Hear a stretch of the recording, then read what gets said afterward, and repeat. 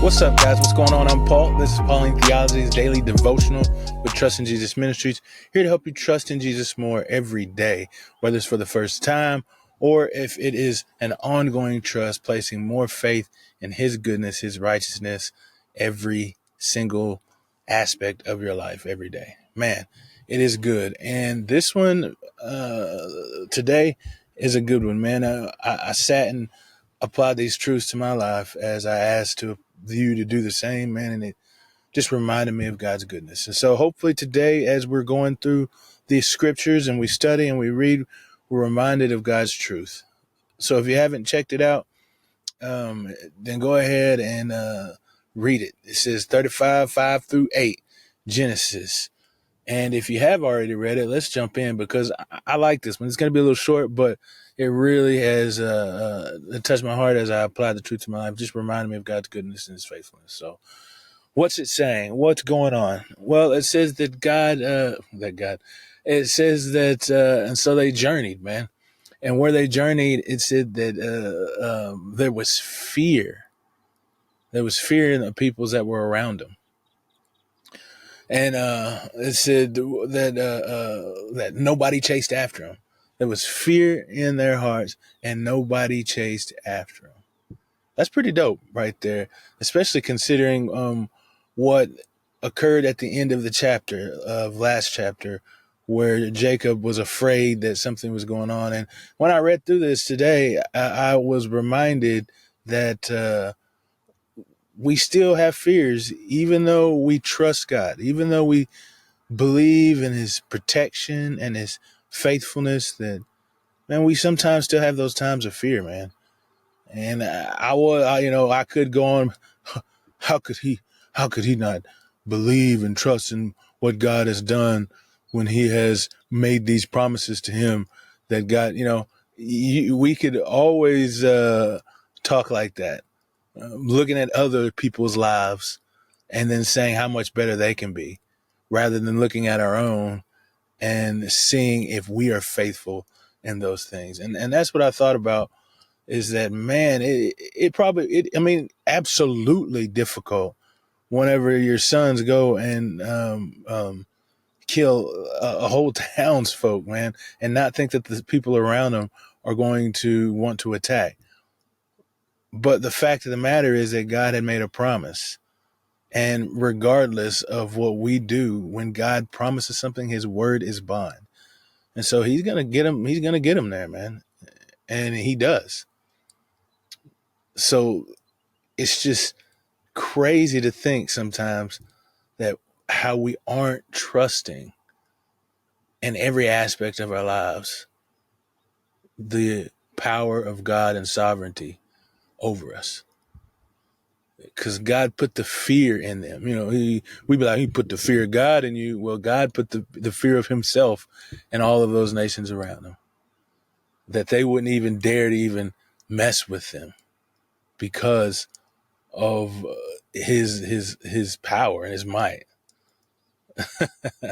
That's just incredible to me. It's incredible to think about that.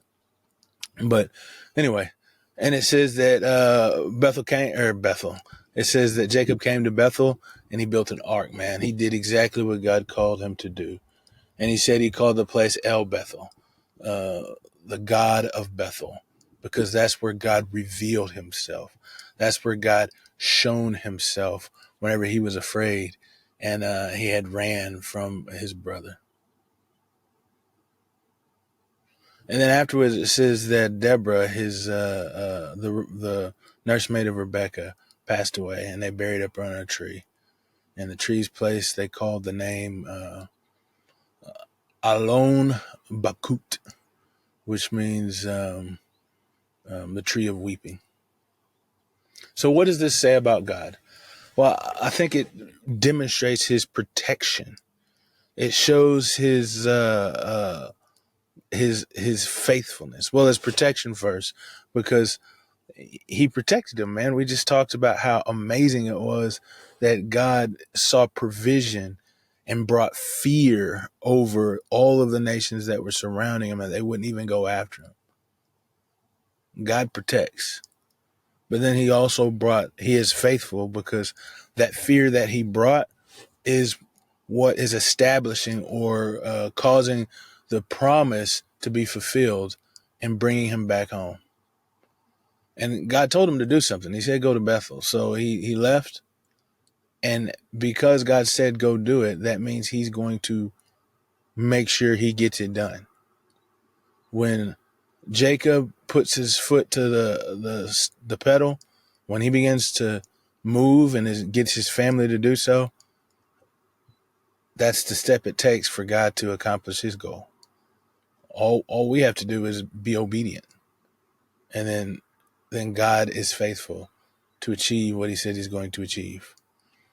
So what's to say about man? Well, exactly what I just said. We need to be obedient. We should do what God has called us to do.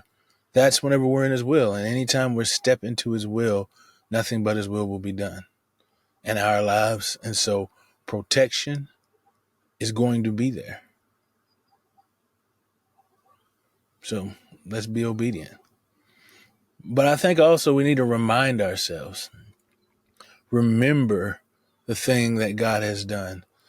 Because it says that he named this place Bethel, or El Bethel, the place of God, God's, the God of Bethel. This is his residence. This is where he is. He's the one who is over this because of the appearance that he made to Jacob.